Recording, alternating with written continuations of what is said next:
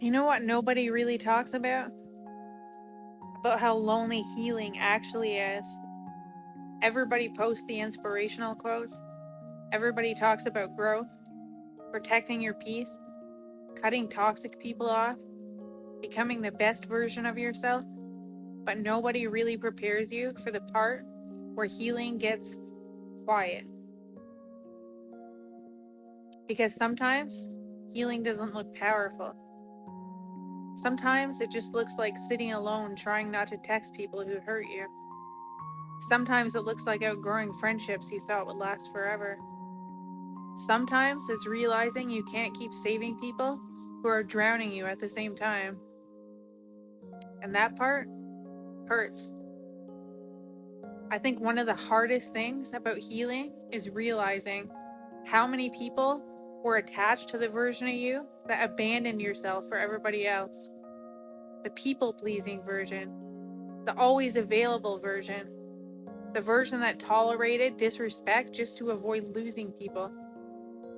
And the second you start setting boundaries, the second you stop over-explaining yourself, the second you stop accepting bare minimum treatment, people get uncomfortable. Some people even get angry because your healing forces people to look at how they benefited from your lack of boundaries. And honestly, that realization can break your heart a little because you start seeing relationships differently. You start realizing some people only love the access they had to you, not you. Their access to you. And I know that sounds harsh, but if somebody only likes you when you're overgiving, overextending, over-explaining, and emotionally draining yourself for them, that's not love. That's convenience. But here's the thing nobody tells you. Healing also changes your relationship with yourself. And that part is beautiful. You start trusting your instincts again. You stop begging people for the bare minimum. You stop shrinking yourself to fit into spaces you've outgrown. You stop feeling guilty for protecting your energy. And slowly, your entire life starts changing. Not overnight, and not perfectly, but little by little. You start noticing how peaceful life becomes when you stop chasing people who are committed to misunderstanding you. You stop needing validation from people who never saw your worth properly to begin with. You stop explaining yourself to people determined to see you wrong anyway. And honestly, that kind of peace is priceless. But healing is still lonely sometimes because growth requires separation. You cannot become a new version of yourself while desperately clinging to everything that kept breaking you.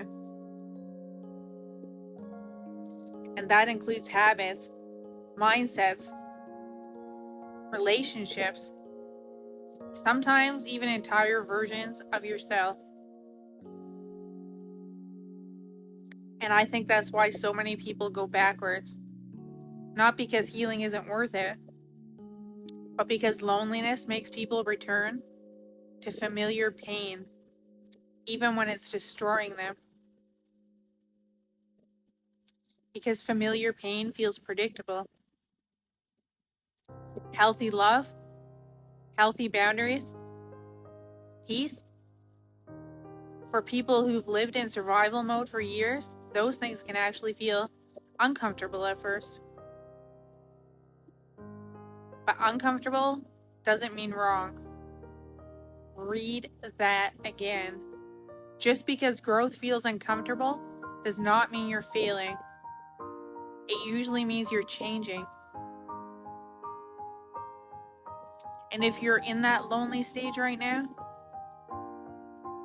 the stage where your circle feels smaller, where people don't understand you anymore, where your life feels uncertain, where you're grieving people you had to let go, I need you to know something.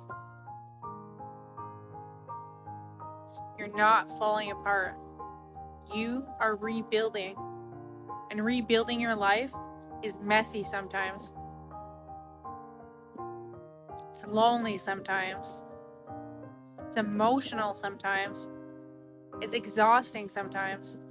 But one day, you're going to wake up and realize you're no longer begging for the love, respect, or peace you had to fight for before. And that's when you realize losing people was never the tragedy. Losing yourself was.